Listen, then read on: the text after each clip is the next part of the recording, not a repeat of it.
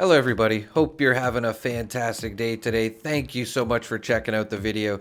Today I have an end game auto axe build for you. So if you want more of a beginner's auto axe build, then let me know in the comments and we can do that for you. But we're going to do the end game build first, so let's do this. Okay, so just to show you the power that this build has is ridiculous. Like, just instantly kills everything but basically nuke zone bosses. Like, Mirelurk Queen, no chance. The Blue Devil, as you just saw, had no chance. Look at all the enemies around me. They have no chance. Even the Mirelurk King's there. Legendary Sheep Squatch, just, you know, murdered. Oh, I know all Sheep Squatches are legendary, just throwing that out there. A Behemoth. I didn't have the health bar showing here, but I did show it was full health. I wish I did have the health bar because this would have been a funny kill. Like, boom, dead. Okay, and Agua kills him pretty quick too. I don't think this was with any buffs at all. So just to show you, if you don't even want to worry about collecting food to buff the damage, like, it just destroys stuff. This build will easily take out Earl solo. I will link a video of me destroying him solo in less than 2 minutes in the description if you want to check it out, or you can just take my word for it in the footage here that you will absolutely destroy Earl, even if you are solo. And of course, just general mobs like level 100 super mutants are pretty much just gonna insta-die. They don't have a chance.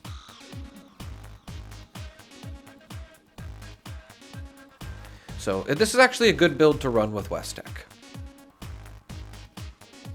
Maybe switch it up for some legendary perks. Okay. So, or sorry, some intelligence perks I meant. So how do you get this auto axe? You can get it from doing the expeditions, which is the Union dues, and from ashes to fire. I highly recommend the Union dues. I will link a video in the description how to easily do the Union dues, even solo. And then once you have enough stamps, which it's 500 to get the auto axe, unfortunately, still better than the 1,000 it was, you can come over to the refuge right here and you can just buy it from Giuseppe. And like I said, it is 500 stamps. It's not showing here, so I just wanted to include that. And make sure you're getting the electrified mod. You're going to want that mod on the auto axe. The other ones just aren't as useful as this mod, in my opinion. And, you know, other than the purpose of just having them in your inventory, I would just buy the electrified mod, which is another 50 stamps. Okay, so let's get into the build here and what you'll need to get this going. And remember, it is an end game build, so just let me know in the description if you want a beginner's build of this. I can definitely make a video of that as well. Just don't expect it to be as powerful as this build, although it will still be very powerful. Now, if you didn't know, strength increases melee damage, so that's why we have 15 strength, and we even have the legendary perk card on as well. My endurance is very high just to help keep you alive a little bit better. Trust me, it will help. That's the only reason I have rad resistance on, is because I more or less just wanted more endurance anyway, and, you know, less rads isn't a bad thing to throw on. Of course, you don't need Party Boy on. I had that on for buffing whiskey damage, which actually buffs the damage for this build as well. But I would have suppressors on over that, unless you're just looking to do a little bit more damage. Of course, Nerd Rage and the science perks, which I'm going to get into. Escape Artist is an amazing perk for this build. You'll be able to run up to pretty much anything, and you will be able to get sneak kills as well, which I don't show in this video. I should have, but you don't really need to. It'll just kill everything anyway. And of course, Ricochet. This is a very important perk with this build, as it does complement the Vampire's effect on the auto axe, which will just pretty much make you invincible. Now, to get into the science perk cards, this is why the auto axe is so good right now too, because with the recent science perks buffing energy damage, you can see that the energy damage went up a little bit on the auto axe here. I think it went from 33 to 38 here, which we're going to show. And I know that's not a lot, but trust me, a little bit goes a long way when you're getting constant damage over and over again. Yeah, it went to 39. And as I did say, I do have legendary strength on as well. It's 15, sorry, it's plus 5 extra points, which I know don't seem make a difference, but it does because, like I said, strength buffs melee damage. So that's why I have that on. Taking one for the team, intelligence, charisma, agility, and luck to achieve all the perk cards that I have on. Now, you will need a Vampire's Auto Axe for this build. I do recommend even just rolling 1 stars. A 1-star Vampire will do a lot of damage. You're going to want power attack and +1 strength for the other effects if you can get them, not weapon speed. I'm using weapon speed, unfortunately, but power attack damage would be so much better, and of course strength. And we will also be needing an unyielding build with this, or sorry, an unyielding armor with this. Preferably +1 strength. I know I'm showing +1 intelligence here, but I more or less use this for ranking up. So you'll want +1 strength if you really want to dedicate to this build. And on the chest piece, I would recommend asbestos lining if you're running silos to protect from the Mr. Handies, and maybe the dense mod if you're going to be, you know, running West Tech, so you don't have to worry about the odd suicider. And of course on the arms, you're going to want weighted for melee armor penetration.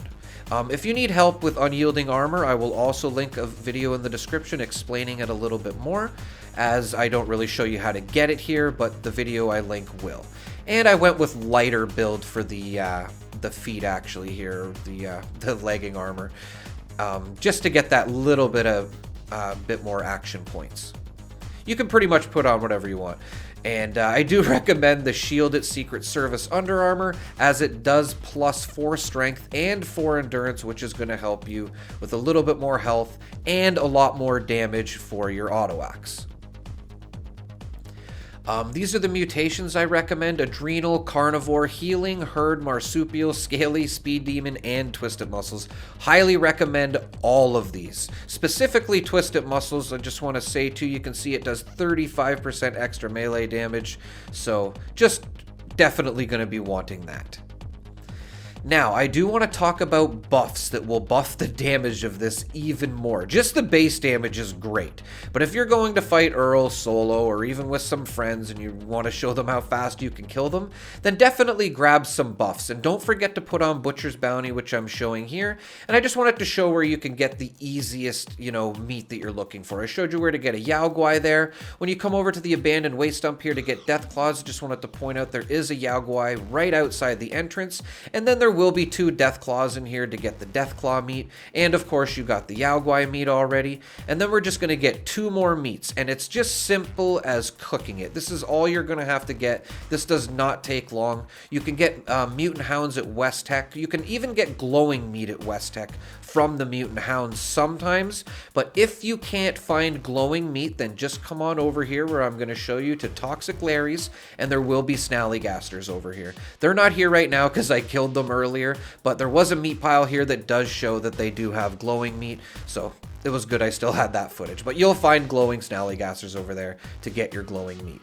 And then when you come home, it's just simple as cooking this stuff. And like I said, all you need is the meat and wood. It's that easy. And then you can have these 4 extra buffs. There's a lot more buffs that stack, and I did hear they will be fixing this, so maybe take advantage of it while you can. But just from these 4 buffs alone makes a huge difference. You can stack more food buffs. As you can see, I do have a Yao Guai roast on top of that as well, but it is a little bit trickier to craft. Now you can see all those numbers there they were 20% and 30%. Now with Strange in Numbers on, you can see that went to 25% and 38%. So make sure you do have that Strange in Numbers perk on and you are joining a team to get the effect from it. And then before you know it, you'll just be, running through regular mobs and pretty much anything you want with this build. I assure you it is extremely overpowered. And that's pretty much it, everybody. Let me know in the comments if there's anything you would like to add. I'm sure there's some great information that I didn't touch upon. And of course, thank you so much for taking the time to do that and watching my video. Thank you so much, everyone. Have a great day.